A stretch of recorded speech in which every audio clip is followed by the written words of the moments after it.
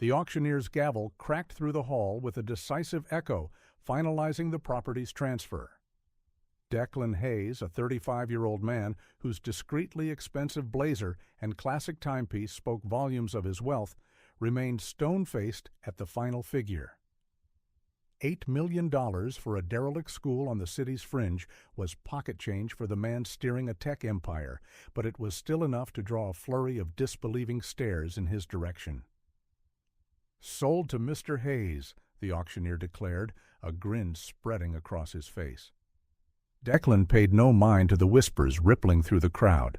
His gaze was locked on the projection, a sprawling three-story Victorian relic, its red brick facade weathered by decades, its arched windows like weary eyes watching the world pass by.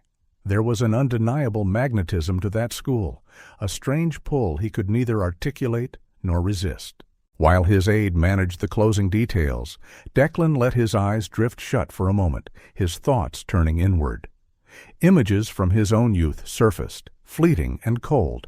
The vast Hayes estate, a museum of priceless art that was utterly devoid of personal warmth. George and Barbara Hayes, his parents, were perpetually consumed by board meetings, international business, and high-profile charity galas, leaving little time for their only son's school events or even a shared family dinner. "Mr. Hayes," his assistant's voice cut through his reverie. "Everything's taken care of. You're officially the new owner." Declan accepted the keys, their cold weight a strange comfort in his palm. "Cancel my appointments for the rest of the day," he commanded, already striding toward the exit. "I want to see my new acquisition." The journey to the school was a silent one, with Declan at the wheel of his own vintage Shelby Cobra instead of his usual chauffeured town car. The closer he got, the more intense the feeling became, a conviction that something was waiting for him there. It was an absurd notion, of course. What could an abandoned building possibly hold that would justify such a premonition? The wrought iron gate groaned in protest as he nudged it open, stepping into a garden reclaimed by nature. Wild ivy climbed the brickwork like green arteries, and the playground, blanketed in a carpet of dry leaves, hosted swings that swayed gently, their mournful squeak a lonely lament in the afternoon quiet. Declan ascended the worn stone steps, each footfall amplifying the stillness. The key fought the rusted lock, but finally the massive oak door swung inward, unveiling the school's interior. The entry hall was a ghost of its former splendor. The marble floor, though coated in dust, still showed off an elaborate geometric design, and a majestic, hand-carved wooden staircase spiraled toward the upper levels. Framed on the walls were commemorative plaques and old monochrome photos, each a fragment of the building's long history. Declan moved slowly, his footsteps echoing down the vacant hallways. Every classroom he entered seemed to hold its own forgotten narrative, desks left in a hurry, student artwork still tacked to bulletin boards, now faded and yellowed. In one room, a solitary globe sat on a teacher's desk. In another, a forgotten teddy bear slumped in a corner, a silent sentinel guarding the ghosts of children's laughter. It was on the second floor that he discovered the library. Rows upon rows of books reached for the high ceiling, many shrouded in a thick layer of dust. He traced his fingers over a few spines, uncovering classic titles from children's literature. Why would a place so well-equipped be left to rot? He had a feeling the answer was buried in the administrative archives. Trusting his gut, Declan made his way down to the basement, where such files were usually kept. The metal spiral staircase was slick with rust, each step groaning ominously under his weight. The basement was a labyrinth of steel shelves overflowing with binders and folders. The faint light trickling through the small, high windows did little to pierce the gloom. Declan flicked on his phone's flashlight and began a systematic search through the records. That's when he heard it, a sound so faint it was almost imaginary, like a whisper or a choked sob. Declan froze, straining to listen. For a second he thought he'd imagined it, but then it came again, this time with a soft cooing sound, like a baby. "Is anyone there?" he called out, sweeping his flashlight beam toward the back of the cavernous room. The silence that answered was absolute. But now, with his eyes adjusted to the dark, Declan spotted a flicker of movement behind a distant shelf. He moved forward with caution, assuming he might be dealing with squatters who had found refuge in the abandoned structure. "I won't hurt you," he said, his voice low and steady. "I just want to help." As he rounded the final row of shelves, the sight that met his eyes made his chest ache. Huddled in a corner was a small girl, no older than 6, protectively cradling 2 infants. Her large brown eyes were wide with terror, and she pulled the babies tighter as Declan approached. The infants, who looked to be just a few months old and identical, slept on, wrapped in worn but clean blankets. The older girl was dressed in a faded, grimy school uniform, one that Declan recognized from the photos upstairs as belonging to Hawthorne Elementary. "Hi," he said softly, crouching down at a non-threatening distance. "My name is Declan. What's yours?" The girl hesitated for a long moment, her gaze darting around before she finally whispered, "Chloe." "Chloe," Declan repeated with a gentle smile. "That's a very pretty name. And who are these little babies?" Her eyes welled with tears. "They're my little brothers, Owen and Noah." Declan noted that, despite their grim surroundings, the children appeared to be as well cared for as possible. Chloe had somehow kept the babies clean and fed, judging by a few empty bottles lying on the floor. "Did you go to school here, Chloe?"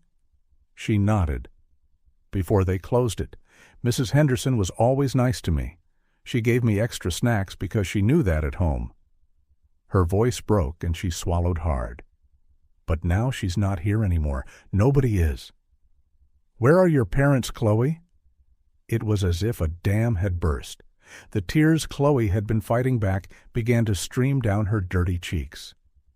They're gone," she sobbed. "It was last week. We were coming back from the store. Dad had finally gotten a new job after searching for so long, so he bought a bit more food than usual." Chloe sniffled, clutching the babies as if they were her last anchor in a stormy sea. It was raining hard, the car skidded, and... Declan felt his own heart crack at the raw pain in the little girl's eyes. At 6 years old, she was carrying a weight that would crush most adults. "Why did you come here?" he asked gently. "I remembered the way to the school," Chloe explained, her small voice gaining a sliver of resolve. "We had nowhere else to go. The landlord had already warned he would throw us out if Dad didn't pay the overdue rent. I knew there were bathrooms and water here, and no one would think to look for us in the basement."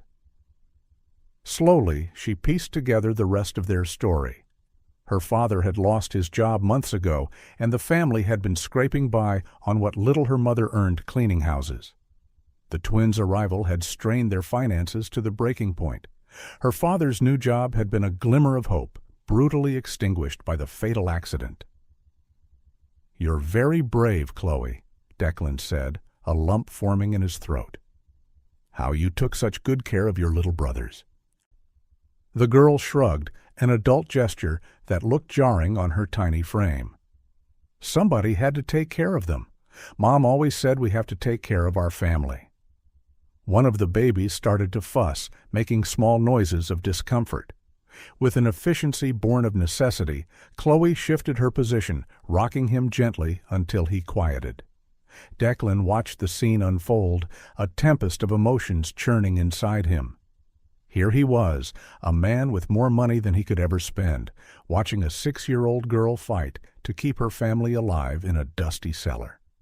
The contrast was so stark, it was physically painful.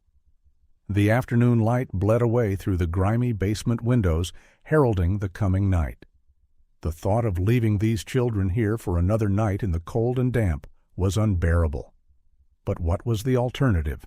The legal route was to call Child Protective Services. That was the protocol. But they would be sent to a shelter, likely separated due to their age difference. Chloe would lose her brothers after fighting so fiercely to protect them. Declan ran a hand through his hair, a gesture of frustration that revealed his inner turmoil. For the first time in his privileged existence, he was facing a problem that money couldn't immediately solve, at least not through conventional means. Chloe must have sensed his hesitation because her eyes filled with fear once more. "Please, don't call anyone," she begged. "They'll take the babies away from me. I promise I'll take good care of them. I swear." The desperation in her voice cut Declan to the bone. This little girl had lost her parents, her home, her entire childhood. Now she was facing the loss of the only thing she had left. Declan looked again at the three siblings. Chloe, displaying a strength that defied her size, and the twins, oblivious to the tragedy, relying solely on their sister's love. In that instant, something inside him shifted irrevocably. The impulsive purchase of the school, the inexplicable pull to this place, the urge to explore this specific basement on this specific afternoon. Maybe it wasn't random. Maybe he was meant to find them, to do something that actually mattered, for the first time in his life, of hollow success. But what? The question echoed in his mind as the last ray of sun vanished, plunging the space into near total darkness. Declan Hayes, a man who always knew exactly what he wanted and how to get it, was completely lost. But one thing was certain: he couldn't just walk away. Declan couldn't tear his eyes away from the children as he resumed his search through the school's basement. Chloe had drifted into an exhausted sleep, still protectively holding her brothers. His flashlight beam played over the dusty shelves, illuminating decades of forgotten stories in yellowed folders. Then, one file in particular snagged his attention. Unlike the others, which were organized chronologically, this one was wedged in at an odd angle, as if someone had recently pulled it and shoved it back in a hurry. The faded label read, "Staff, 1988-1990. Driven by a curiosity he couldn't explain, Declan opened the folder. The musty scent of old paper hit his nostrils as he leafed through the records of teachers, janitors, and administrative assistants. And then his heart seemed to stop. The black and white photo, though old and slightly faded, could have been a picture of himself, 30 years younger. The woman in the picture had the same almond-shaped eyes, the same facial structure, even the same slightly crooked smile he saw in his own reflection every morning. The nameplate read, "Grace Miller, Custodian." Declan felt his legs go weak, and he had to brace himself against a shelf. With trembling fingers, he read the file. Grace had worked at the school for just 2 years, leaving abruptly in 1990, the year he was born. The details were sparse, but a residential address was scribbled in pencil in the margin. A soft whimper brought him back to the present. One of the twins had woken and was starting to fuss. Chloe, even in her sleep, instinctively began to soothe him, murmuring soft words of comfort. The scene struck something deep within Declan, something beyond his initial wave of compassion. He looked again at Grace's photo, then at the children sleeping on the cold concrete floor. 2 stories of abandonment, decades apart, in the very same place. Could that be a coincidence? The powerful connection he'd felt to the school from the moment he saw it now started to make a strange, unsettling kind of sense. That was when Declan made his decision. It was probably insane, almost certainly illegal, but in that moment it felt like the only right thing to do. Careful not to startle her, he gently touched Chloe's shoulder. "Chloe," he called softly. "Wake up, sweetheart." The girl's eyes snapped open. Years of premature responsibility had erased the luxury of a slow awakening. Her first instinct was to clutch the babies, her eyes wary. "It's okay," he assured her.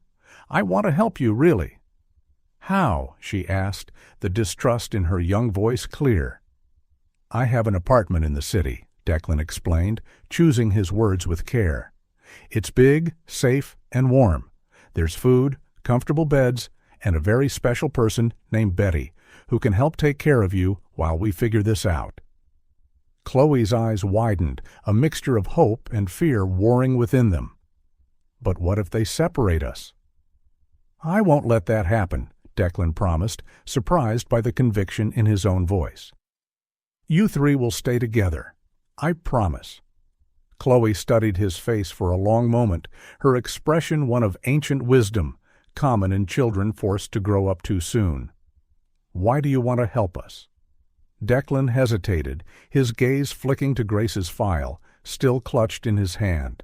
"Because sometimes life puts us exactly where we need to be," he finally answered. That answer seemed to be enough for Chloe. With a startling maturity, she began gathering their few possessions, some diapers, baby bottles, and a battered teddy bear that had seen better days. Declan took off his expensive blazer and wrapped it around the infants to shield them from the night air. He carefully lifted the twins, struck by how tiny and weightless they were. Chloe grabbed her school backpack and a bag with the baby's things, following him up the stairs. The walk to his car was fraught with tension. Every shadow seemed to morph into a police officer or a social worker ready to intervene. But the parking lot was deserted, the streets empty. Declan improvised with his jacket and the blankets to create a makeshift carrier in the back seat of his Shelby, a car certainly not designed for transporting children. During the drive back to his Manhattan penthouse, Declan fought off waves of anxiety and doubt. What he was doing was, technically, kidnapping. He could lose everything, his freedom, his reputation, his family's company. But every time he glanced in the rearview mirror and saw Chloe, so small yet so resilient, holding one of the twins' hands, he knew he had no other choice. The doorman of his luxury building raised an eyebrow at the sight of his impeccably dressed boss arriving with 3 disheveled children, but he was professional enough not to comment. In the private elevator ascending to the penthouse, Chloe looked around with wide eyes, clearly impressed but trying to hide it. Betty Johnson, his housekeeper of over a decade, was just finishing up in the kitchen when they walked in. The middle-aged woman dropped the dish towel she was holding at the unexpected sight. "Mr. Hayes?" she asked, her voice a blend of shock and concern. "Betty," Declan began, still holding the twins, "I know this might sound crazy, but I need your help. These children need your help." Over the next few minutes, Declan gave her the condensed version of the story, leaving out the discovery of Grace's file. Betty listened in silence, her experienced eyes appraising the children with a mixture of compassion and professional assessment. "You realize this is illegal," she finally said, not as an accusation, but as a statement of fact. "I do," Declan admitted, "but I also know I can't just abandon them to a system that will tear them apart." Betty sighed, a sigh Declan knew well. It was the same one she used when he came home late, needing strong coffee and a listening ear. A sigh of affectionate exasperation. "These babies need new diapers," she declared, already rolling up her sleeves. "And all of them need a warm bath and clean clothes. I'll make a list of what I need, and you'll get everything first thing in the morning." Declan felt a wave of immense relief wash over him. Betty wasn't just willing to help, she was already taking charge with her usual efficiency. "Chloe, dear," Betty said to the girl, her kindness bringing fresh tears to the child's eyes. "Shall we give the babies a nice warm bath while Mr. Hayes fixes something for you to eat? You must be hungry." Chloe glanced at Declan as if for permission. When he nodded encouragement, she followed Betty toward the master bathroom, still hesitant to stray too far from her brothers. Alone in the state-of-the-art kitchen he seldom used, Declan started making a sandwich, his mind racing. Grace's file felt like it was burning a hole in his pocket, a secret waiting to unravel. Who was she? Why did she look so much like him? Why did finding that file on the same night he found these children feel like anything but a coincidence? The sound of childish laughter drifted from the bathroom, interrupting his thoughts. Chloe was laughing at something Betty had said, a pure, crystalline sound that seemed to light up the entire apartment. It was likely the first time she had laughed since her parents' death. Declan leaned against the kitchen counter, letting out a long breath. His life had been completely upended in a matter of hours, and he hadn't even begun to process the full implications of his actions. But hearing that laugh and seeing the gentle way Betty was handling the children, he felt that despite the insanity of it all, he was doing the right thing. Grace's file and the mysteries it held would have to wait. Right now, 3 children needed him, and for the first time in his privileged life, Declan Hayes was putting someone else's needs before his own doubts and questions. "Mr. Hayes," Betty's voice called out, "could you come here for a moment? I want to show you the proper way to hold a baby for a bath." Declan smiled, pushing the file deeper into his pocket. It was going to be a long night of learning, and strangely, he couldn't wait to start. Morning arrived with a persistent fine drizzle.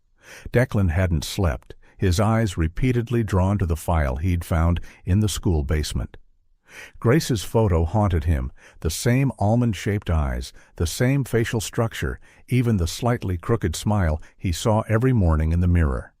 The similarity was too profound to be a coincidence. Betty found him in the kitchen at 6 a.m., staring into a cup of untouched coffee. Chloe and the twins were still asleep, exhausted after days of constant vigilance. "You didn't sleep at all, did you?" she asked, starting to brew a fresh pot. Declan shook his head, placing the file on the counter. Betty paused what she was doing, her eyes widening as she saw the photo. "My God!" she whispered, her gaze flicking between the picture and Declan. "The resemblance is impossible to ignore," Declan finished, his voice raw. "I need to talk to my parents, Betty. Something isn't right." "What about the children?" "Please, look after them for me," he asked, sliding the file into a folder. "Chloe will probably sleep a bit longer, and the twins have just been fed. I'll be back as soon as I can." During the drive to the Hayes estate, Declan tried to marshal his thoughts. There had to be a logical explanation for his resemblance to Grace. There had to be. The estate came into view through the ornate iron gates. Declan knew every inch of that property, every hidden corner where he'd played as a child. It hadn't changed at all, the same cold grandeur, the same artificial perfection. Stevens, the butler, led him to the living room, where George and Barbara were having breakfast. It was a scene as familiar as it was sterile, his father engrossed in the financial paper, his mother delicately sipping tea from fine china. "Declan," Barbara lowered her teacup, surprised. "Son, what brings you here so early?" Without a word, Declan took the file from the folder and placed it on the coffee table. The silence that fell was heavy and immediate. Barbara visibly paled, her hands starting to shake. George slowly lowered his newspaper, his expression tense. "Where did you find this?" Barbara asked, her voice barely audible. "At the school I bought yesterday, the old Hawthorne Elementary," Declan replied, watching their reactions intently. "I want to know why this woman, a former custodian, looks so much like me that she could be my mother." Barbara covered her mouth, tears beginning to trace paths down her face. George stood and walked to the window, clasping his hands behind his back, a gesture Declan knew signaled deep distress. "Grace Miller," Declan continued, his own voice trembling slightly, "worked at the school for 2 years and left abruptly in 1990, the year I was born. Why?" The silence stretched on, broken only by Barbara's stifled sobs. Finally, she spoke, her voice thick with emotion. "I was pregnant in 1989, Barbara began, clutching a linen napkin. "It was our first child. We were so happy. We decorated the nursery, picked out a name, but in the 7th month..." Her voice faltered, and George came to her side, placing a hand on her shoulder. "We lost the baby." Declan felt his chest tighten at the raw pain still evident in his mother's eyes. "The doctors said I could never have children again," Barbara continued, wiping her tears. "It was devastating. Your father and we wanted a family so badly." "And Grace?" Declan asked softly, the pieces beginning to click into place. George cleared his throat, his voice hoarse. "She worked at the school. The Hayes family owned the property at the time. She was pregnant and alone. The baby's father had died in a work accident, and she couldn't afford to raise a child. "So you bought me," Declan stated, a bitter edge to his voice. "No," Barbara exclaimed, standing. "It wasn't like that. Grace, she was desperate, working 2 jobs, barely able to eat. When she found out we were looking to adopt, it was a difficult decision for everyone." "But we gave you a life Grace could never have provided," George broke in, "and she wanted you to have that chance." Declan closed his eyes, trying to process it all. "Why didn't you ever tell me?" Barbara approached him hesitantly. "At first you were so little. Then over time, it just became harder and harder to find the right moment. You were our son, in every way that mattered. We were so afraid of losing you." "And Grace?" Declan pressed. "She never tried to find me?" George and Barbara exchanged a heavy look. "There was an agreement," George finally said. "She promised not to interfere in your life in exchange for the guarantee that you'd have everything she couldn't give." Declan stood abruptly, snatching the file back. His head was spinning with the revelations. Part of him wanted to scream, to accuse them of living a lie his entire life. But another part saw the genuine pain in Barbara's eyes, the fear and love tangled together. "I need time," he finally said, "to process all of this." "Declan, please," Barbara grasped his hand. "You're our son. Nothing changes that." He looked at her hand on his, the hand that had cradled him, wiped his tears, applauded his successes. "I know," he answered softly. "But now I need to find out who else I am." Walking to the door, he paused. "I met 3 orphan children yesterday, in the basement of that same school. They made me realize that family goes beyond blood or adoption papers. It's about love, protection, and above all, truth." Leaving the estate, Declan breathed in the damp morning air. The drizzle had stopped, and a few rays of sun were breaking through the clouds. In his pocket, Grace's file felt like a ton of bricks, not just for what it revealed, but for what it still hid. As he drove back to his apartment, where Chloe and the twins were waiting, Declan reflected on life's ironies. He had just discovered his own adoption story, and now he was in the position of a potential adoptive father himself. Maybe that's how the universe worked. Cycles closing, pain transforming into healing. One thing was certain. He wouldn't rest until he uncovered the whole truth about Grace Miller. But now that quest wasn't just fueled by anger. It was also fueled by an understanding that sometimes the hardest choices are made for love, even if we don't understand them at first. Declan stared at the address scribbled on Grace's file as his GPS calculated the route. Acacia Street 284, an address from 30 years ago that might be his first real lead to his past. After confronting George and Barbara, he needed concrete answers, something more tangible than vague explanations and half-truths. The neighborhood the GPS directed him to was unrecognizable from what he'd imagined. Where modest houses likely once stood, there were now commercial buildings and a small park. Declan parked in front of number 284, now occupied by a self-service laundromat.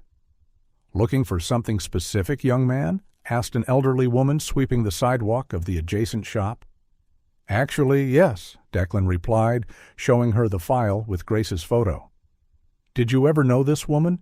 She lived here about 30 years ago." The woman adjusted her glasses, studying the photograph. "Oh, that was before the neighborhood got renovated. They tore down all the old houses in '95 to build these buildings. But I don't remember this girl, no."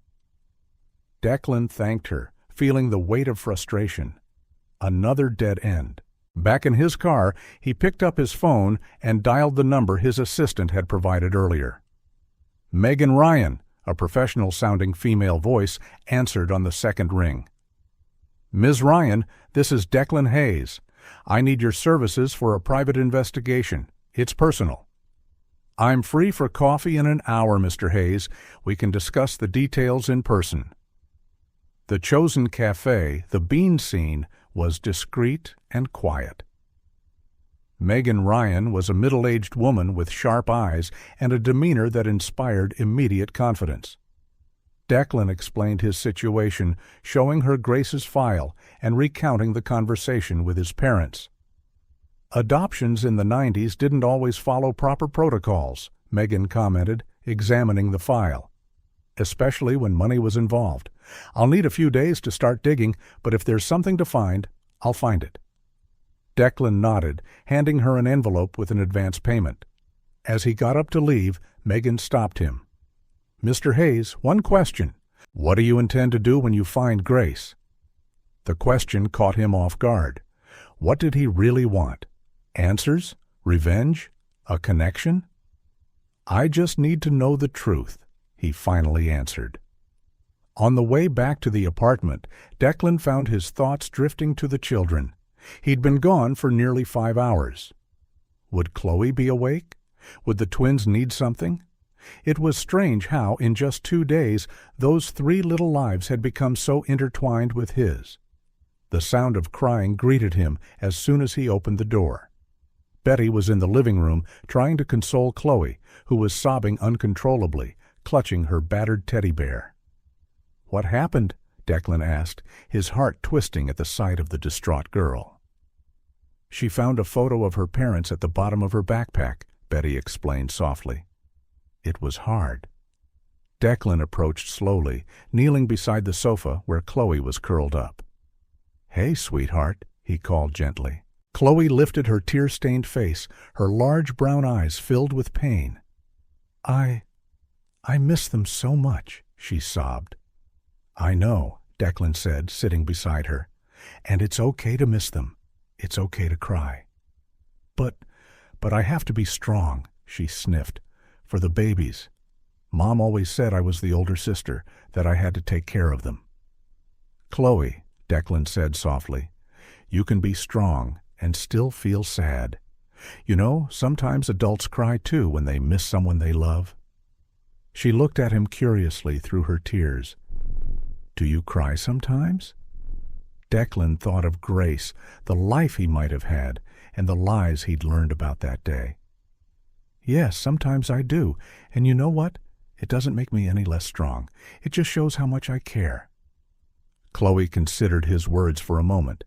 Then, to Declan's surprise, she leaned against him, hiding her face in his chest. Instinctively, he wrapped his arms around her, feeling her small body tremble with sobs. "Want to tell me about them?" he asked softly. "About your parents?" And so, amidst tears and tentative smiles, Chloe began to share her memories. She talked about how her father always sang off-key in the shower, how her mother made heart-shaped pancakes on Sundays, how the two of them would dance in the kitchen when they thought no one was looking. Declan listened, his heart filling with a tenderness he'd never experienced before. At some point, the twins woke up, and Betty brought them into the living room. Still snuggled against Declan, Chloe reached out to hold one of the baby's tiny fingers. "Dad and Mom would be happy you're taking care of us," she said quietly, surprising Declan with her words. In that moment, something shifted inside him. Not a dramatic sudden change, but like a door slowly opening, letting in a light he hadn't known he needed. The mysteries about Grace and his past still needed to be unraveled, but right then, in that living room, with Chloe entrusting him with her broken heart and the twins gazing at him with innocent eyes, Declan discovered a different truth.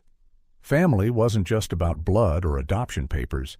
It was about moments like this, about being there, about choosing love, even when you're confused and hurt. "Want to help give the babies their bottles?" he asked Chloe, noticing her eyes brighten a little. While showing Chloe the right way to hold the bottle, with Betty discreetly supervising, Declan felt a certainty growing in his chest. He would continue searching for Grace. He needed answers. But that search was no longer his only mission. 3 small hearts needed him, and somehow he needed them just as badly. The phone vibrated during an important board meeting. Declan discreetly checked the screen. It was Megan Ryan. His heart sped up, but he kept his composure, finishing his presentation on the next quarter's projections. As soon as the meeting ended, he rushed to his private office. "Ms. Ryan?" "Mr. Hayes, I've uncovered some interesting information about Grace Miller." Megan's voice sounded excited. Besides her job at the school, she also worked as a waitress at the Bluebird Cafe. That place no longer exists, but I tracked down the former owner. Declan leaned forward in his chair. "And he remembers her well. Said Grace was a dedicated employee, always taking extra shifts. Apparently, she was saving money to enroll in a nursing training program." "Nursing," Declan murmured, absorbing the new details. "Yes, and there's more. I found her records at a local prenatal clinic. The dates coincide with—" Declan's other line rang, interrupting Megan. It was Betty. "I'm sorry," he told the investigator. "I need to take this call. Can I get back to you?" Switching lines, he heard Betty's concerned voice. "Mr. Hayes, Chloe has a fever. It's nothing serious, but she's asking for you." "I'm on my way," he answered without hesitation. His assistant raised an eyebrow when Declan canceled all his afternoon meetings, citing a family emergency. The word family slipped from his lips naturally, surprising him. At the apartment, he found Chloe curled up in her favorite blanket on the sofa, her cheeks flushed with fever. The twins were asleep in a makeshift playpen nearby. "Declan," Chloe gave him a weak smile as he walked in, and his heart melted. "Hey, sweetheart." He knelt beside the sofa, placing a hand on her hot forehead. "Not feeling well?" "My throat hurts," she murmured. "Mom always made tea with honey when I was sick." Declan glanced at Betty, who was already heading for the kitchen. "Then we'll make you a tea with honey, too." While Betty prepared the tea, Declan sat on the sofa, letting Chloe rest her head on his lap. With hesitant fingers, he began stroking her hair as he vaguely remembered someone doing for him in his own childhood. "Tell me a story," Chloe asked, drowsy. Once upon a time," Declan began uncertainly, but his phone started vibrating. It was Megan again, likely with more updates on Grace. Declan looked at the phone, then at Chloe, and made a decision. He silenced the call. "Once upon a time," he started over, "there was a very brave princess who took care of 2 little dragons." Chloe smiled, recognizing the reference to herself and the twins, and snuggled closer. Declan continued, improvising, surprised by his own creativity. Betty, coming back with the tea, paused in the doorway to watch them, a gentle smile on her lips. The days that followed established a new routine. Declan began rescheduling his meetings, clustering them in the morning so he could spend afternoons at the apartment. His assistant didn't question him when he demanded his home office be outfitted with an extra monitor so he could work while keeping an eye on the twins playing in their pen. One afternoon, while replying to emails with Owen, or was it Noah, dozing on his chest, Declan received another report from Megan. Grace had taken night classes at a technical school for a few months before vanishing. There were also records of her at a women's shelter, but the dates were incomplete. "Mr. Hayes," Betty's voice brought him back to the present. "Dinner's ready. Chloe helped make the salad." In the kitchen, Chloe stood on a little stool, proudly arranging lettuce leaves in a bowl. Her small hands worked with meticulous care, her tongue poking out in concentration. "Look, Declan, I made the tomatoes look like flowers." "That's beautiful, Chloe," he smiled, adjusting the baby in his arms. "You're going to be an amazing chef." Her face lit up at the praise, but then a shadow crossed her features. "Dad always said that, too." Declan felt his heart tighten.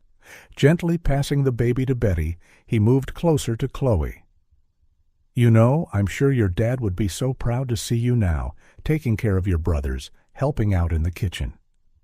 Chloe hugged him suddenly, her little hands gripping his shirt.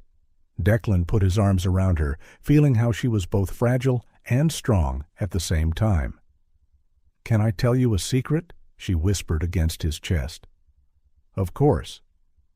Sometimes. Sometimes I forget what Dad's voice sounded like. And Mom's too. Does that make me a bad person? Declan pulled back gently so he could look into her eyes. No, Chloe, that doesn't make you bad. Memories are like old photographs. Sometimes they fade. But the love we feel stays strong in here. He lightly tapped her heart. Betty, rocking the baby, watched with teary eyes. Over the last few days, she had witnessed a remarkable transformation in Declan. The man once focused solely on business and professional success, now spent hours on the living room floor playing with the twins, came up with elaborate bedtime stories for Chloe, and had surprisingly mastered diaper changes. Later that evening, after the children were asleep, Betty found Declan in his office, staring pensively at Grace's photo. "You seem different," she remarked, handing him a cup of tea. "In what way?" "Lighter, more present. It's as though the children filled a void you didn't know existed." Declan considered her words, absently running his fingers over Grace's photo. "You know, Betty, when I found out I was adopted, I was so angry. I felt like my entire life was a lie. But now I realize family is more than blood or documents. It's about daily choices, about being there, about loving even when it's scary or difficult." Betty smiled, noting how he unconsciously tilted his head toward the children's room at the slightest noise. "I think Grace would be proud," she said softly. Declan looked at her, surprised. "Why?" "Because regardless of the circumstances that led her to give you up, you've become someone capable of giving love and security to 3 little ones who desperately needed both." That night, after Betty turned in, Declan did his usual rounds. He tucked Chloe's blanket back over her. She always kicked it off. He made sure the twins were warm enough. In each little gesture, he felt the weight and joy of his new responsibility. His phone buzzed with yet another message from Megan, more clues about Grace's past. Declan stared at the notification, then at the children's bedroom door. Discovering his origins still mattered, but now he had found something just as valuable: the chance to be the kind of father to Chloe and the twins that he himself would have wished he'd had. "Mr. Hayes, I need you to see this immediately." Megan Ryan's voice over the phone had an urgency that made Declan pause the contract review on his desk. "What did you find?" "Hospital records from 1990. Grace Miller was admitted to give birth on March 15th. A boy." Declan felt his heart race. March 15th. His birthday. "There's more," Megan continued. 3 days later, there's a record of a closed adoption. The baby was handed over to an upper-class family, but the files are sealed. I'm trying to gain access, but—" A piercing scream broke through the night, cutting off their conversation. Declan froze, instantly recognizing Chloe's voice. "I have to go," he said quickly, already sprinting toward the child's room. Chloe was sitting up in bed, her small body trembling violently. Her pajamas were soaked with sweat, and her eyes shone with a feverish glint that alarmed Declan immediately. "Chloe, what's wrong, sweetheart?" It hurts," she whimpered, clutching her stomach. "It hurts so bad." "Declan!" Betty appeared in the doorway, wearing a robe. "Mr. Hayes, she's burning up." Declan touched Chloe's forehead and pulled his hand away in shock at how hot she was. Without hesitation, he scooped her into his arms. She was so warm it felt like she was radiating heat through her thin pajamas. "Watch the twins," he instructed Betty as he wrapped Chloe in a blanket. "I'm taking her to the hospital." The drive to the pediatric ER was a blur of red lights and deserted streets, Chloe half conscious in his lap in the passenger seat, mumbling incoherently about her mother. Declan had never felt such fear in his life. At the hospital reception, a nurse tried to separate them for admission procedures, but Chloe clung to Declan with surprising strength. "Don't leave me," she pleaded, her big eyes brimming with tears and fear. "Never," Declan promised, holding her hand as they filled out the admission forms. His phone buzzed. It was his assistant, reminding him of a crucial meeting with Chinese investors first thing in the morning, a multi-million-dollar negotiation he'd been preparing for months. "Cancel it," he ordered curtly, watching a nurse take Chloe's vital signs. "Cancel everything." The following hours were a nightmare of tests, needles, and beeping monitors. Appendicitis, they finally diagnosed. She needed immediate surgery.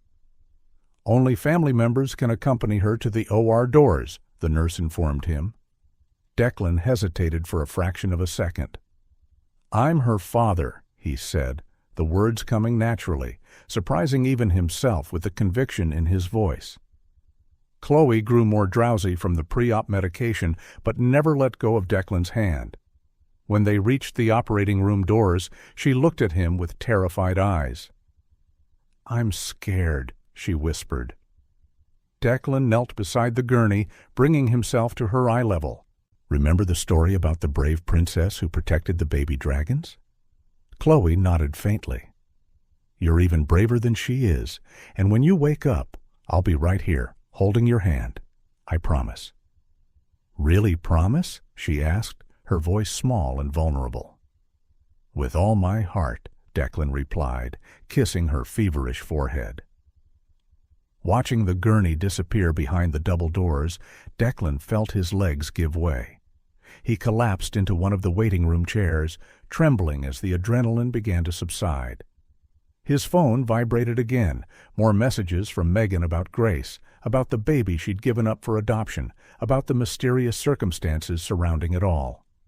Any other time, these details would have consumed his thoughts. But now, sitting in that sterile waiting room, all Declan could think about was Chloe. Her smile when she made the twins laugh, how she methodically organized her few toys, how her face lit up whenever he came home. The hours dragged on. Declan remained motionless in his chair, watching the comings and goings of doctors and nurses, refusing coffee and any attempts at conversation from other anxious parents in the waiting area. Finally, after what felt like an eternity, the surgeon appeared. The operation had been successful. Chloe was in recovery and would soon be moved to a room. When he was finally allowed to see her, Declan felt tears sting his eyes. Chloe looked even smaller and more fragile in the hospital bed, attached to monitors and an IV in her arm. But she was alive. She was safe. True to his promise, Declan held her hand as she slept, watching her chest rise and fall with each soft, steady breath. Sometime in the middle of the night, Chloe's eyes fluttered open briefly. "Declan," she called, groggy. "I'm here, sweetheart. Right here." "You didn't leave," she said with a weak smile. "And I won't," he replied, his voice husky with emotion. "Never." Chloe gave his hand a slight squeeze before drifting back off to sleep. And at that moment, Declan realized something fundamental. The mystery of Grace, his own adoption, all the questions about his past.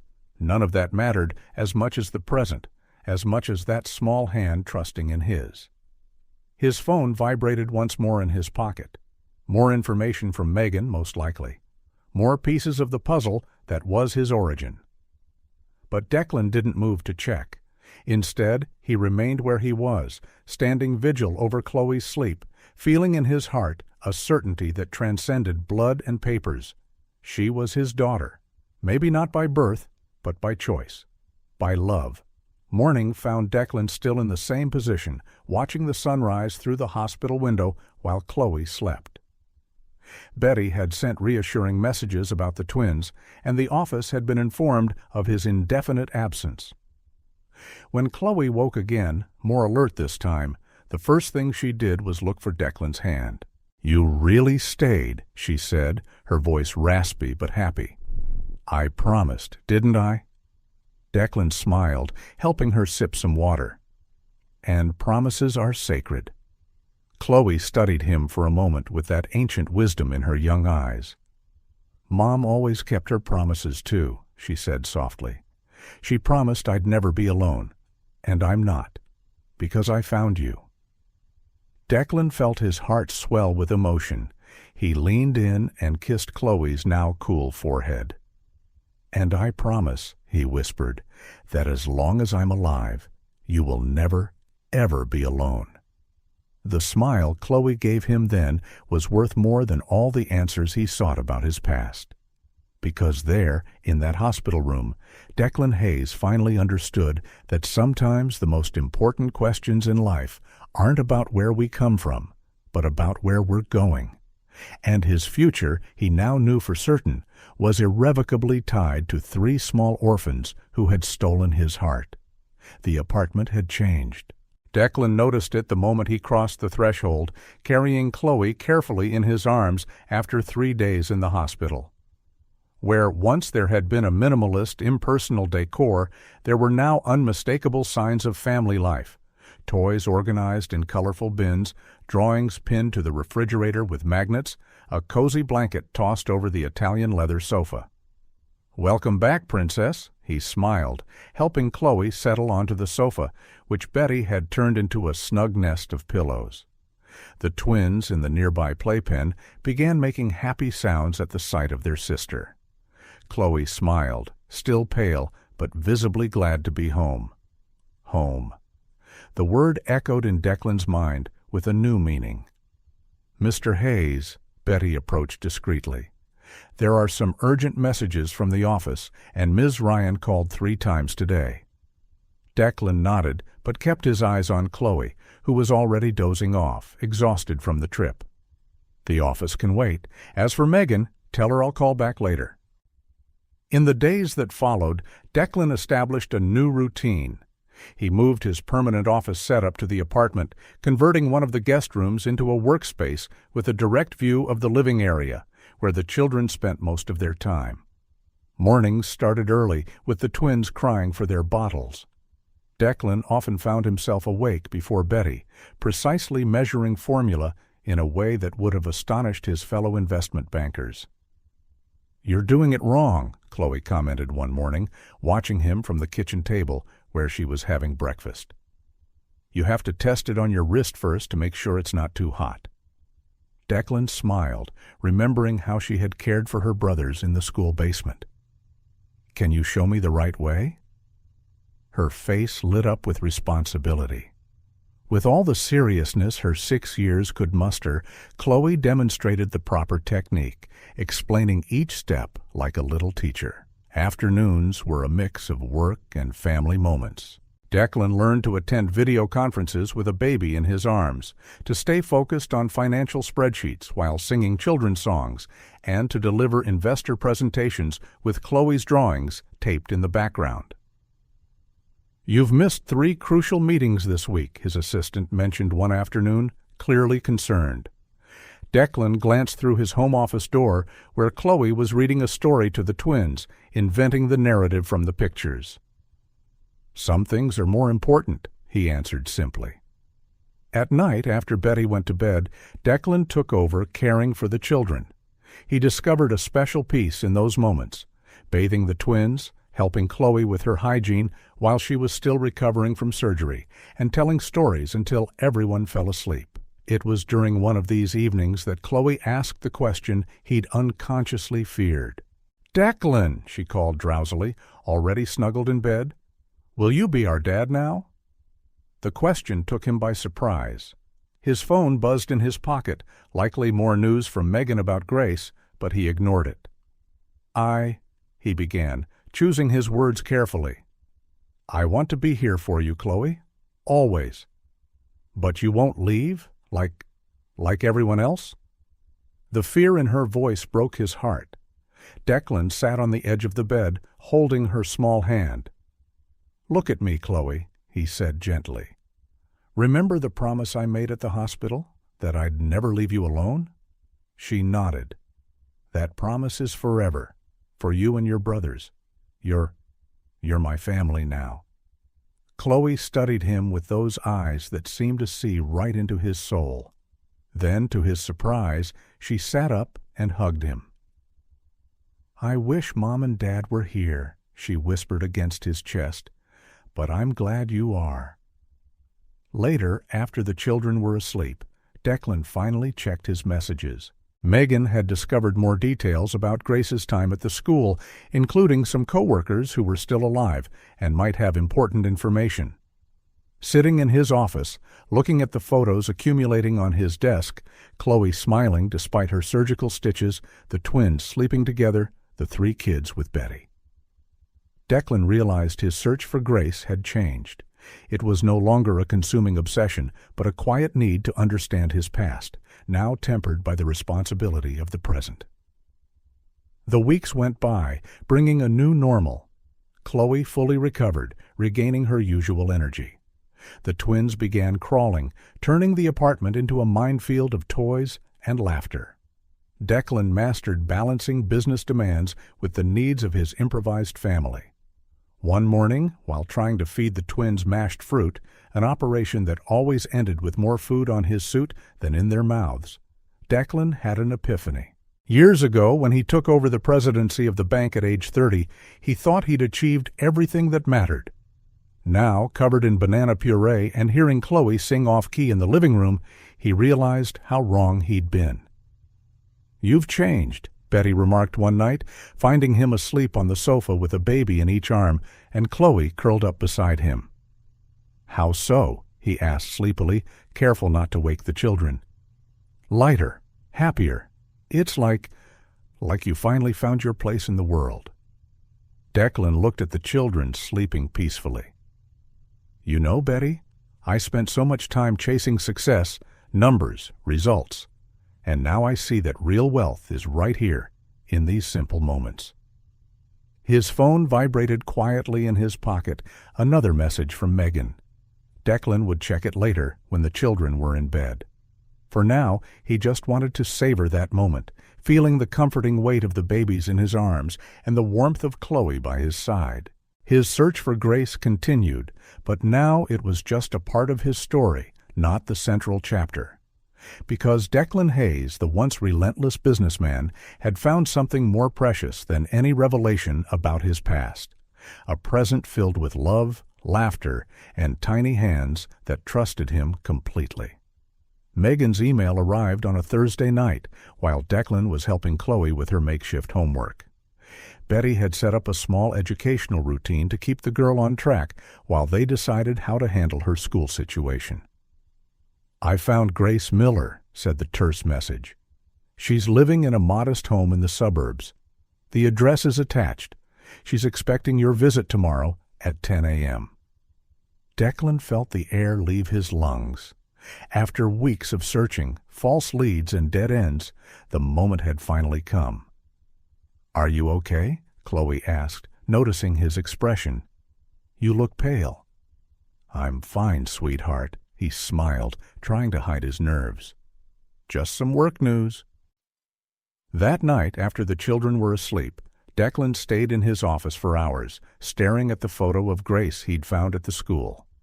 Tomorrow, after 35 years, he would finally meet his biological mother. "Should I stay with the kids tomorrow?" Betty asked gently from the doorway. "Please?" Declan replied, his voice hoarse. "I don't know how long. I don't know what it'll be like." The next morning found Declan standing in front of a modest yet well-kept house with a small front garden. His hands trembled slightly as he rang the doorbell. The woman who opened the door was an older version of the photo he'd carried around for weeks. The same almond-shaped eyes, now etched with fine lines, the same slightly crooked smile, though more hesitant now. "Declan?" she said simply, her voice thick with emotion. For a moment, they just looked at each other, decades of silence and secrets hanging between them. Then, with trembling hands, Grace gestured for him to come inside. The home was modest but cozy, with photographs on the walls and plants on the windowsills. Grace led him to a small living room where 2 cups of tea were already waiting on the coffee table. "I knew you'd come," she said quietly, sitting down. "Ever since the investigator found me, I knew it was just a matter of time." "So it's true?" Declan asked, his voice barely a whisper. "You're my mother?" Grace finished, tears beginning to stream down her face. "Yes, I am your biological mother." Declan closed his eyes, feeling the weight of that confirmation. Even after all the evidence, hearing it said aloud felt different. Why? The question that had tormented him for weeks finally burst out. Why did you give me up? Grace took a deep breath, her hands twisting in her lap. Your father, Michael, worked in construction. We met when I was still in high school. He was doing some jobs around the campus. It was love at first sight. She smiled sadly at the memory. We got married as soon as I turned 18. Michael was the kindest man I'd ever known. Hard-working, honest, always dreaming of a better future for us. When I found out I was pregnant, it was the happiest day of our lives. Her hands trembled as she picked up the teacup. But then, in my 6th month of pregnancy, there was an accident at the construction site. Michael, he didn't make it. Declan's heart constricted at the raw pain still visible in Grace's eyes. I had nothing, she continued. No higher education, no family to support me. I got a job as a custodian at the school, another as a waitress, just to survive. But when you were born, Grace covered her face with her hands, sobbing. You were so small, so perfect, and I had no way to give you the life you deserved. I could barely feed myself. I lived in a tiny room and worked practically around the clock. The Hayeses, Declan said softly. How did they come into this? Barbara Hayes was a major benefactor at the school. She had lost her own baby and couldn't have children. When she found out about my situation through the principal, Grace hesitated. They offered not only to adopt you, but also to give me some money so I could start over, study nursing like I dreamed of. So you sold me. Declan couldn't keep the bitterness from his voice. No, Grace exclaimed, pain filling her eyes. I gave you up because I loved you too much to condemn you to a life of deprivation. The Hayeses could give you everything I couldn't: education, opportunities, security. The money? It was just to help me rebuild my life, to study, so that one day when you looked for me, I wouldn't be just the custodian who abandoned you. Declan took in her words in silence. And after that? I moved away, started studying. Years later I met David. He was a college professor, a widower with a huge heart. We got married and... She hesitated again. We had a son, Cody. He's 25 now. The revelation that he had a half-brother hit Declan like a punch to the stomach. His world kept expanding and rewriting itself. Why did you never try to find me? He asked, his voice laced with hurt. It was part of the agreement with the Hayeses, Grace said sadly. They feared my presence would confuse you, harm your development. And maybe I was afraid too. Afraid you'd hate me. Afraid I wasn't worthy of the man you'd become. Declan stood abruptly, walking to the window. The quiet street outside felt surreal compared to the storm of emotions inside him. Your father would have been so proud, Grace said softly. Michael was like you, determined, protective of those weaker than him. I heard that you took in 3 orphan children. Declan turned, surprised. How? The investigator mentioned it.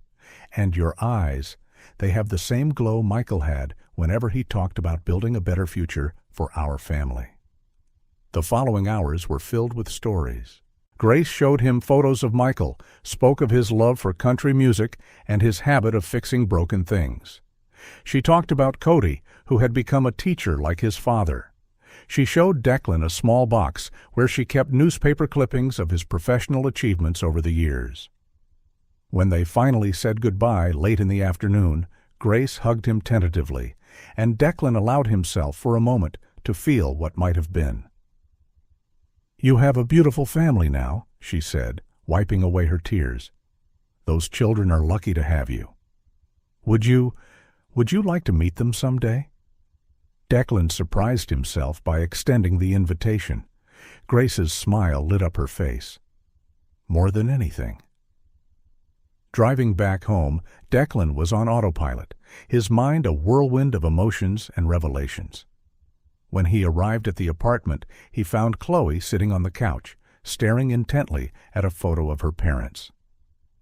"Hey, sweetheart," he called softly. "Everything okay?" Chloe shook her head, silent tears rolling down her cheeks. Today is Mom's birthday." Declan sat beside her, his own heart heavy with the day's emotions. "Want to tell me about her?" "Sometimes," Chloe began, her voice trembling. "I'm afraid I'll forget.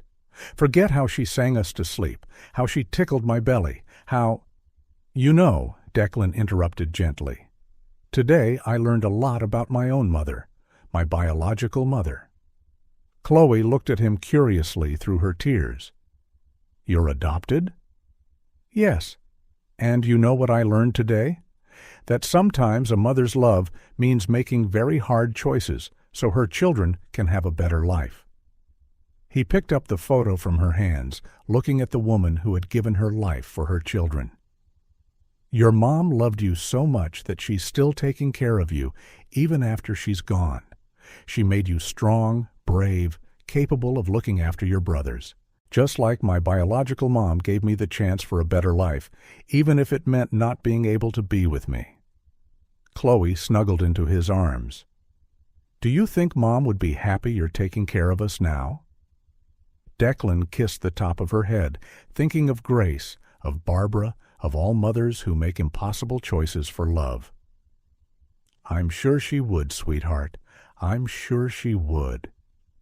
That night, after Chloe finally fell asleep, Declan watched the children for a long time. The twins in their cribs, Chloe clutching the teddy bear that had survived the escape from her parents' home.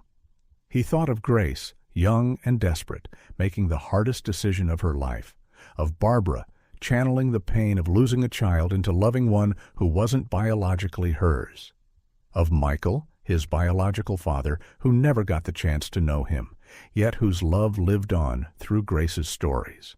And there, in the quiet of the apartment, Declan Hayes, son of Grace and Michael, son of George and Barbara, adoptive father to Chloe, Owen, and Noah, finally understood that family isn't just about blood or documents, it's about love, sacrifice, and above all, choices. Choices we make every day to protect, care for, and love the people fate places in our path. Declan straightened his tie for the third time while waiting in Grace's living room. He had arrived early for his meeting with Cody, nerves on edge.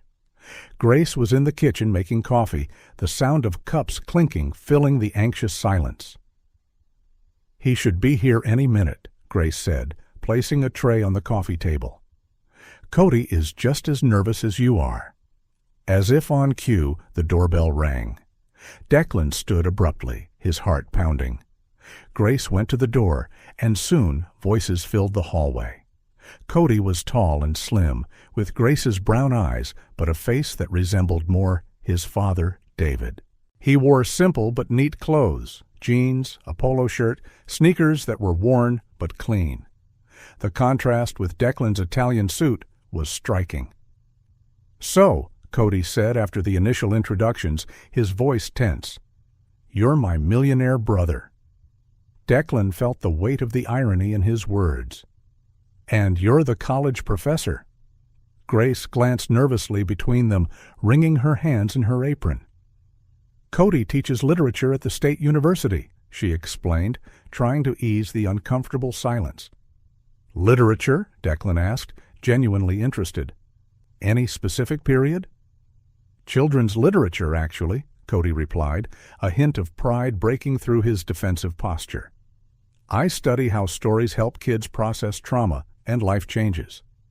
Declan immediately thought of Chloe, how the bedtime stories he told seemed to help her cope with her loss. "I have a little girl," he found himself saying. "Chloe, she recently lost her parents. Stories, sometimes they're the only thing that calms her." Something shifted in Cody's expression. "How old is she?" 6, and there are also the twins, Owen and Noah. They're still babies."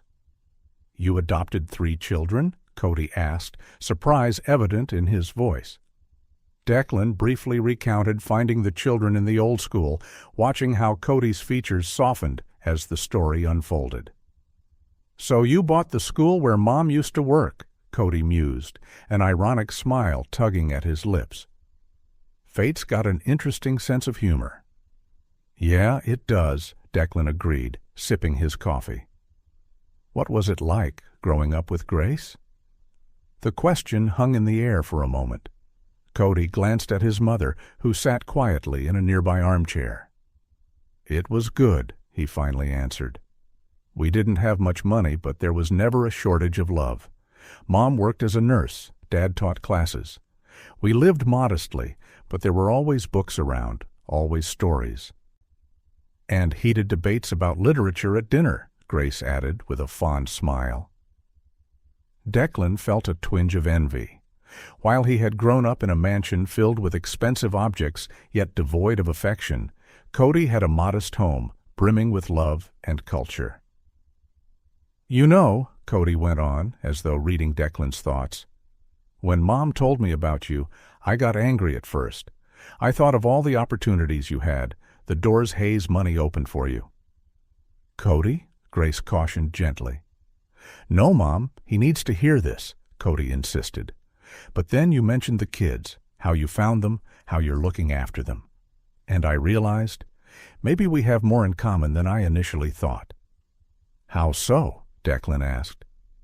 "We both understand the value of family, even if it's not connected by blood. You chose those kids, just like our parents chose me, even though they already had a biological son." The observation hit Declan hard. It was true. Both he and Cody were products of choices made out of love. "Would you like to meet them?" Declan surprised himself by suggesting it. "Chloe, the twins. Maybe you could come by the apartment sometime." Cody looked surprised by the invitation. "I would really like that," he replied after a moment. 2 days later, Cody stood in the lobby of the luxurious building where Declan lived, visibly uncomfortable with the opulence. But as soon as they entered the apartment, Chloe ran to greet them. "Are you Uncle Cody?" she asked directly, her big, curious eyes sizing up the newcomer.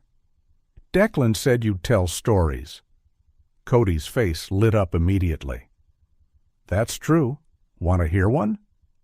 Chloe took him by the hand, leading him to the living room where the twins played in their pen.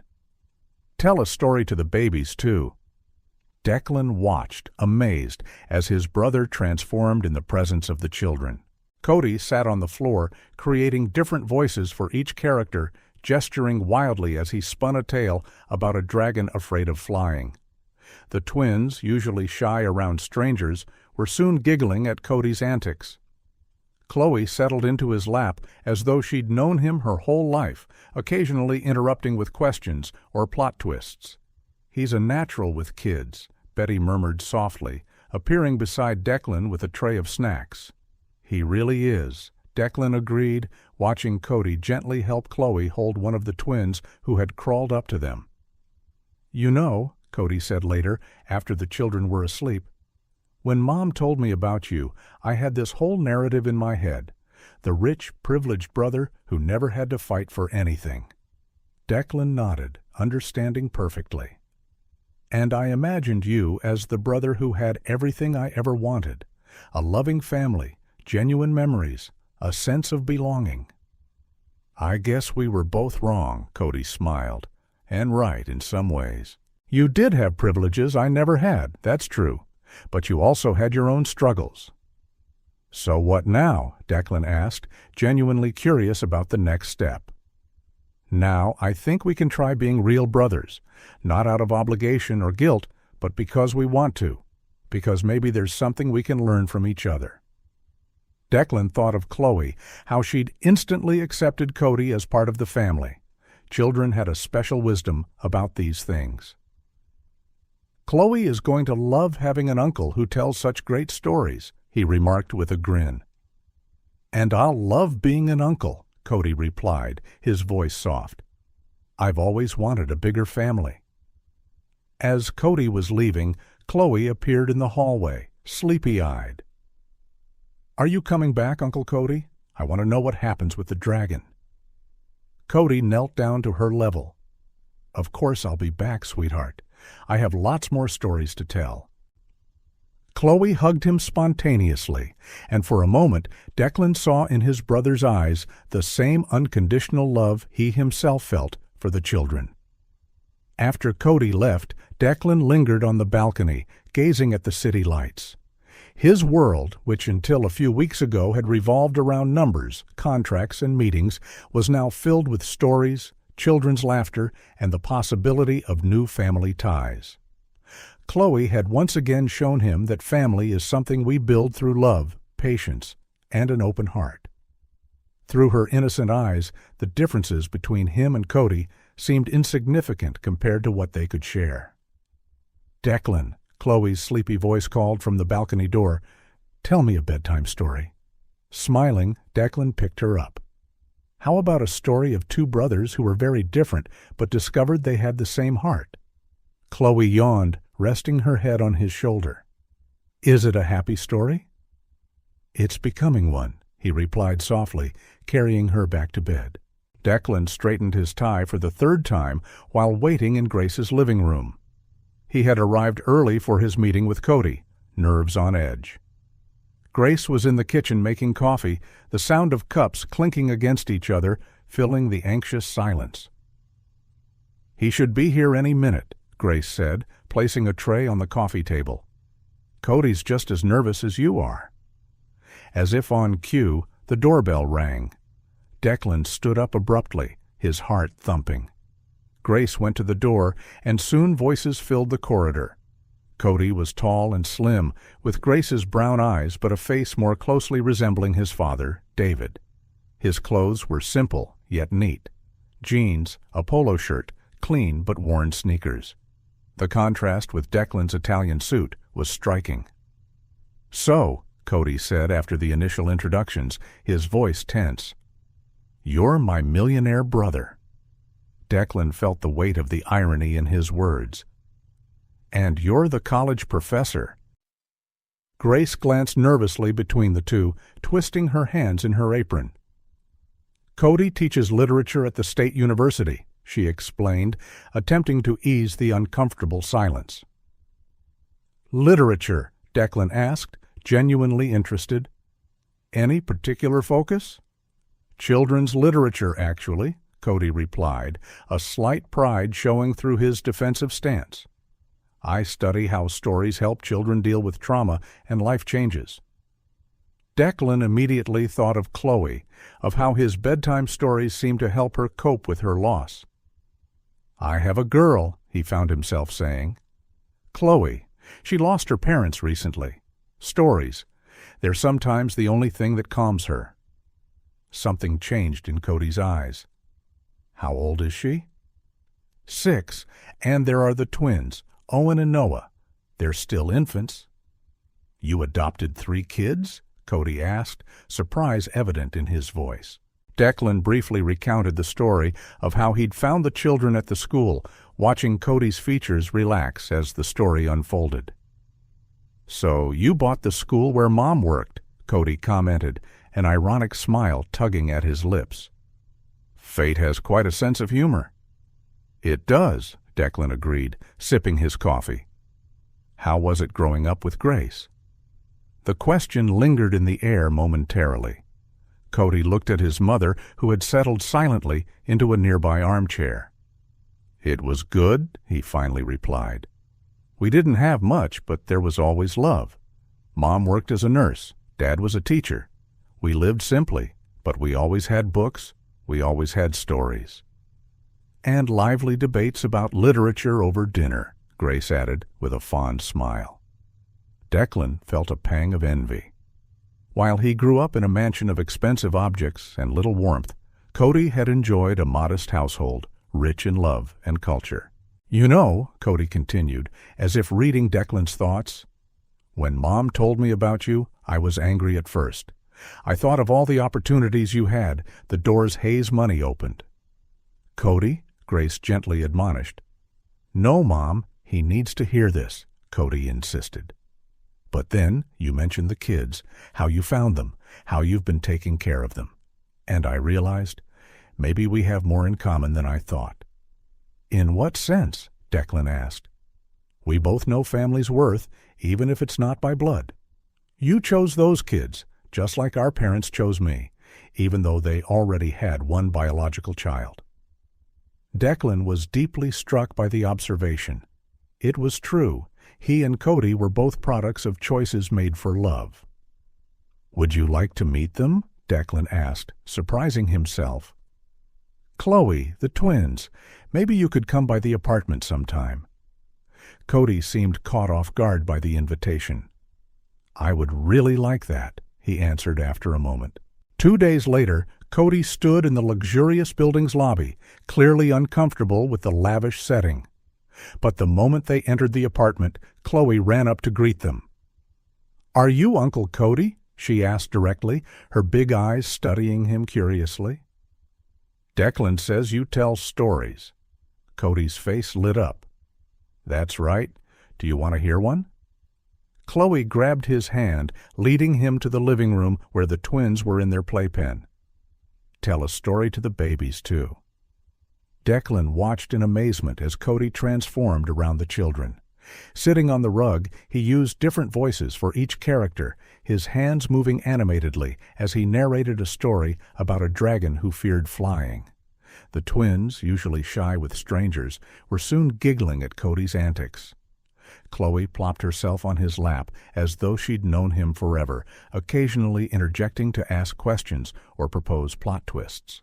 "He's a natural with kids," Betty whispered, appearing beside Declan with a tray of snacks. "He really is," Declan responded, observing how Cody gently guided Chloe to hold one of the twins who had crawled over to them. "You know," Cody said later, after the kids were put to bed, "when Mom told me about you, I had this entire story in my head, the rich, privileged brother who never struggled." Declan nodded, fully empathizing. "And I pictured you as the brother who had everything I ever wanted, a loving family, real memories, a true sense of belonging." "I guess we were both wrong," Cody smiled, "and also a bit right. You did have privileges I never had, that's true.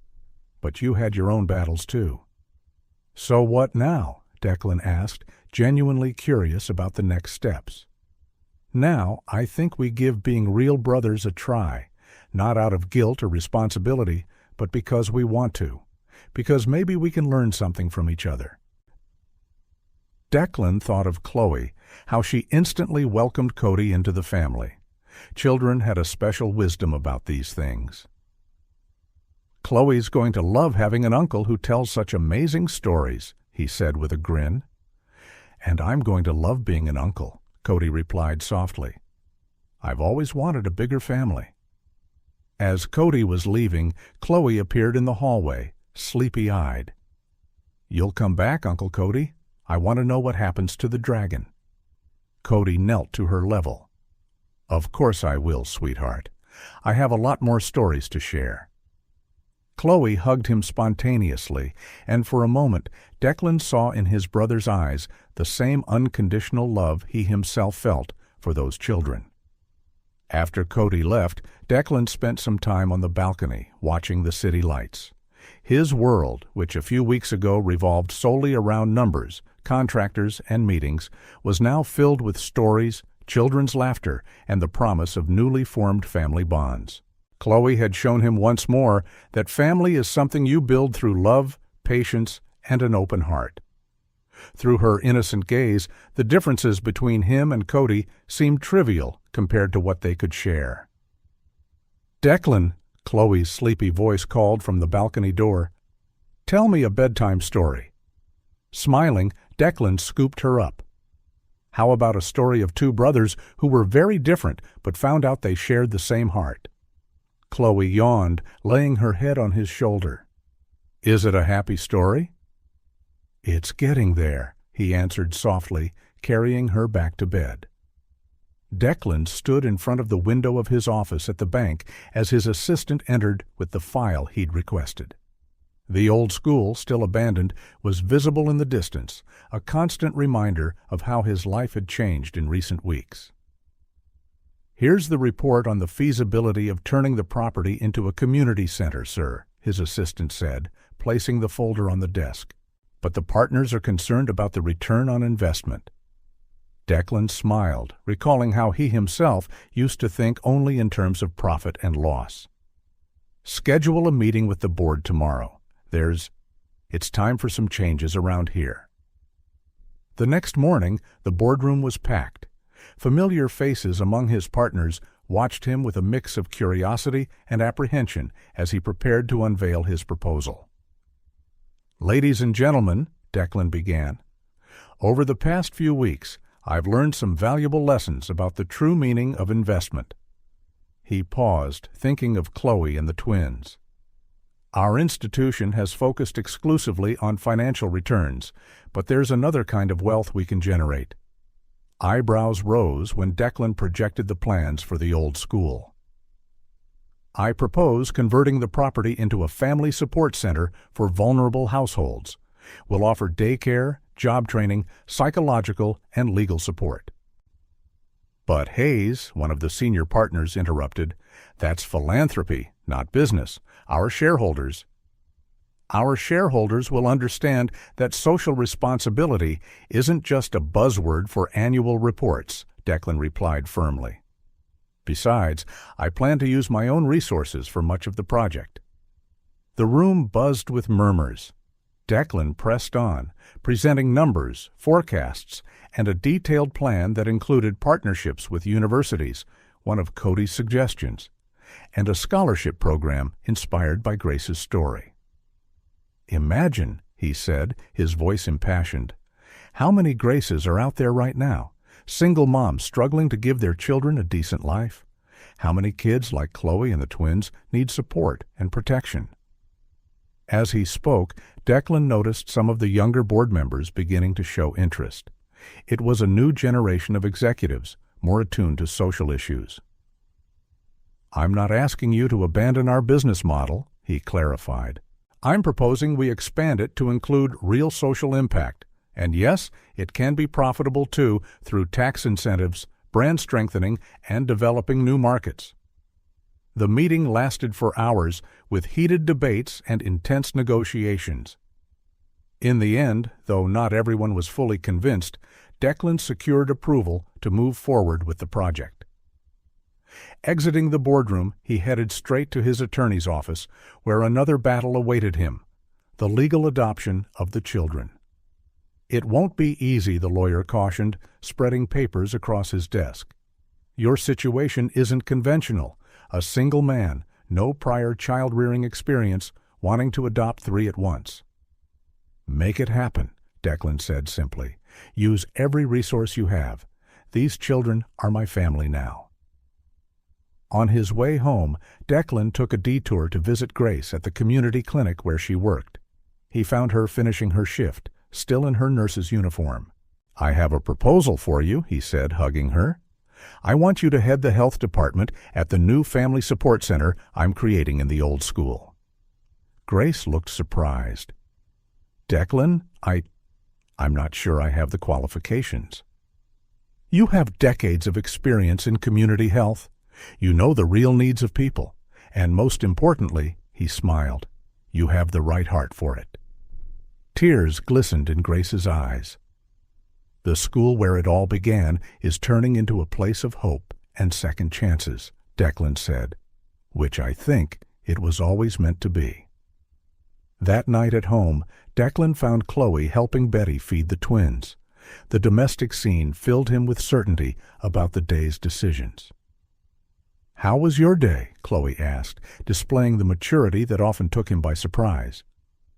"Productive," he replied, scooping one of the babies into his arms. "I made some big decisions." "About us?" she asked, a flicker of worry crossing her face.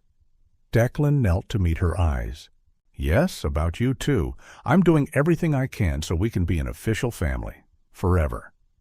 Chloe's smile lit up the room. "Forever is a long time," she said wisely.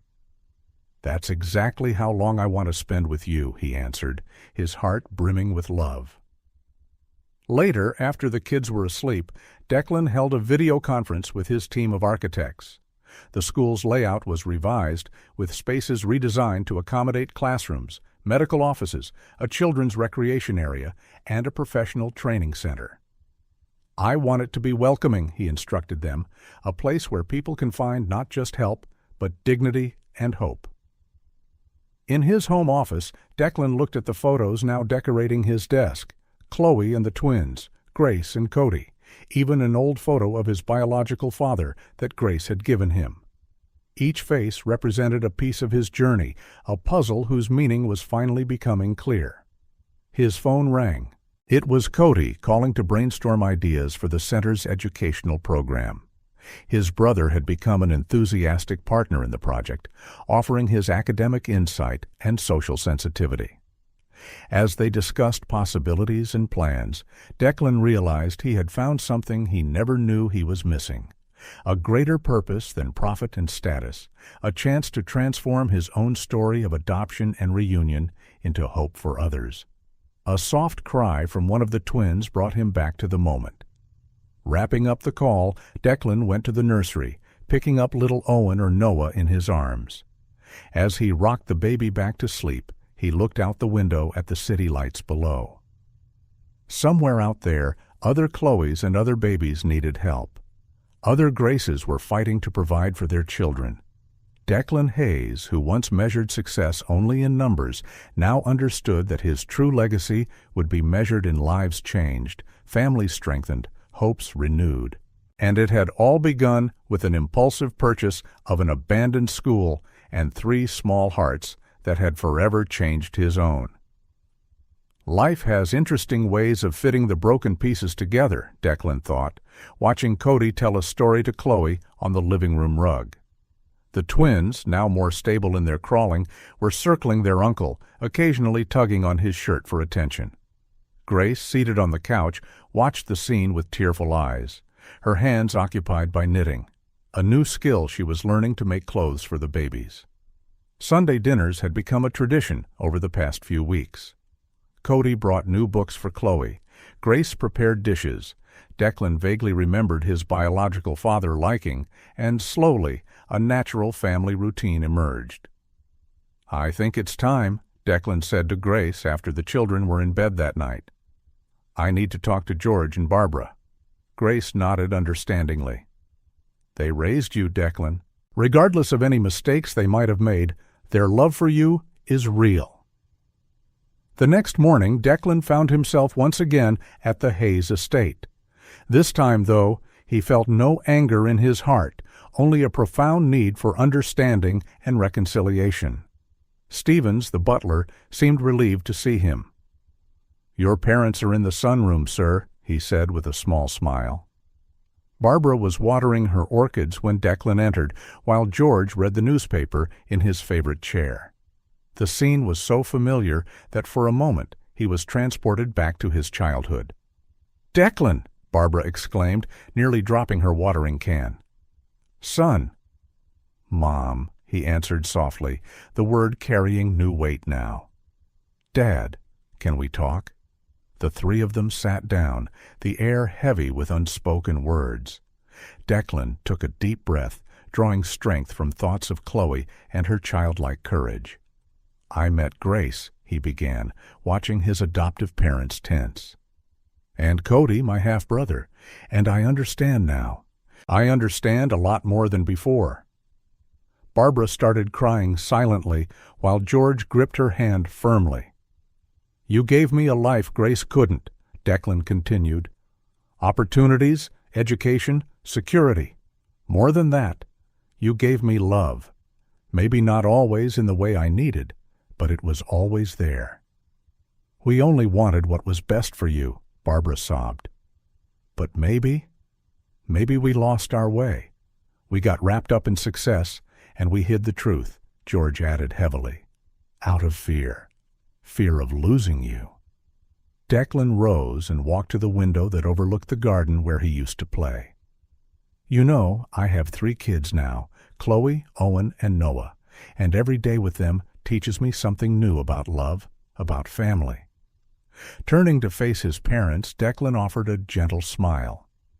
"And what I've learned is that family doesn't have to be defined by past choices. It can expand, be renewed, be rebuilt. "What do you mean?" George asked, a note of hope in his voice. "I want you to meet Grace and Cody. I want you to meet your grandchildren, because that's what Chloe and the twins are now. I want us all to be a family, no matter how complicated or unconventional it might seem." Barbara stood shakily, stepping closer to Declan. "Do you forgive us?" Declan embraced her, inhaling the familiar scent from his childhood. "There's nothing to forgive. We can only build from here." The big get-together was arranged for the following Sunday at Declan's apartment. Chloe, excited at the thought of having even more family, insisted on helping with the decorations. Colorful balloons floated around, and her drawings graced the walls. Grace arrived first with Cody carrying a homemade pie. Barbara and George came soon after, laden with gifts for the children. The initial moments were tense, decades of secrets and guilt hanging in the air.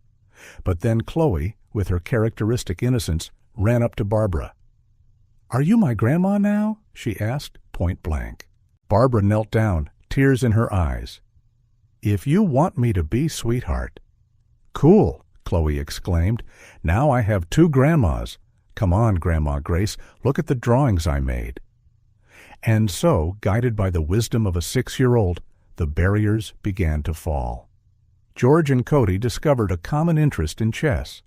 Barbara and Grace exchanged recipes and stories about Declan. The twins charmed everyone with their toothless smiles and tentative first steps. Over dinner, Declan stood to make an announcement. "Today is special, not only because we're bringing our family together, but also because I just got official confirmation.